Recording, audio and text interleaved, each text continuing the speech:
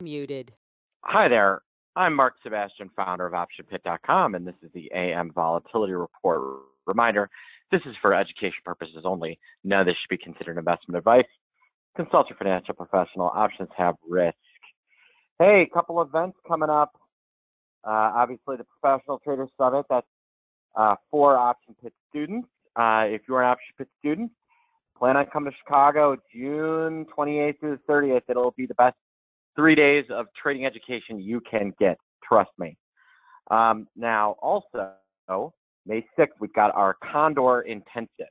So you want to learn about iron condors, all its variants. You know, there's all these like people that claim, oh, I've got this type of iron condor and this type of iron condor. And we'll dispel some myths and rumors, and we'll also teach you guys the effective way to trade these things and how to manage and adjust them. That is the best way we can do it. All right, so let's look at these markets. Well, here we are. You know, yesterday someone asked me, well, why didn't we sell off? Why did we rally yesterday? And my answer was, there's nobody to sell. So think about it. Europe was closed yesterday. All right. And so that is what is really, you know, the fact that Europe is closed kind of leads to things not being sold. That's where a lot of the risk is right now. So there's nobody to sell stocks, nobody to buy risk off stuff. And there you have it. Big miss this morning out of Goldman Sachs. They missed on revenue and they missed on earnings.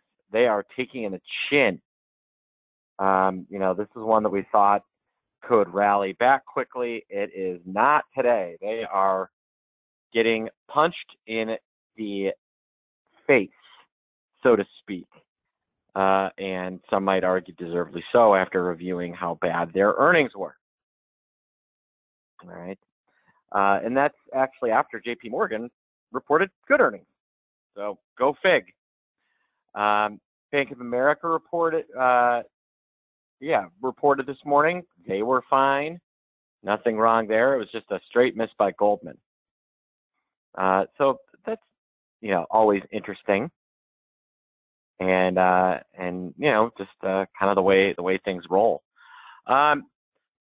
Your gas stocks, your Apples, your Facebooks, and your Googles, and your Amazons, they're all doing well. Amazon back over 900, Google rallying, and you know, just kind of across the board, everything doing pretty well. Netflix reported last night, and it is a win for the premium sellers. It is a win for the premium sellers. The Netflix straddle last night, if you look at a chart, underlying, put it to 3 months. If you look at a chart of yesterday, 17th, what you'll notice is that the straddle, the 147 straddle, went out, let's call it $12, and it's only moved $3 as of right now. So talk about a swing and a miss for the premium buyers. They did not catch what they wanted. You know, so that's why if you look at Goldman, that's why, if you want to know why the Dow is down more than everything else, which isn't moving very much, it's entirely Goldman Sachs. Goldman Sachs kind of Goldman sucks this morning, if you will. And, you know, with that, a little down market. VIX pretty flat. I think you'll still see that. In terms of VIX, there needs to be a little more downside pressure on April. I look at that April future at 1490. I think if there is a fade there, if there has ever been one. I think the 14.5 or the 14 puts would be an interesting fade for VIX if we rally today. I think we could see a weird kind of settle in the 13s tomorrow followed by a rally into Friday ahead of French elections, which are going to look like they're going to go to runoff, but right now they're saying Marine Le Pen is not going to win, which I think people like. And that's been a mover and a shaker. All right. Other things that are going. Oil unchanged on the day.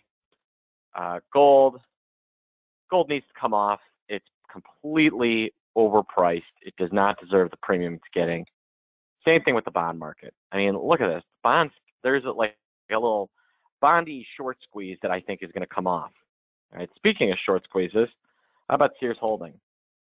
It is amazing that the way they're able to hold that thing up, despite the fact that this is not a viable company and will eventually be torn apart, sold off, and the Kenmore name will live on, but a bunch of other names will not. Most notably, Sears department stores. On the day, this feels like one of those pump fakes where we get kind of a follow through little rally today, and then we tank. But I am not bullish much beyond 2350 here. I do think that we will pull back in French elections. It just kind of feels that way. All right, folks, you got questions, you can email me, mark@optionpit.com, and you can call me, 888-TRADE-01, and I will talk to you.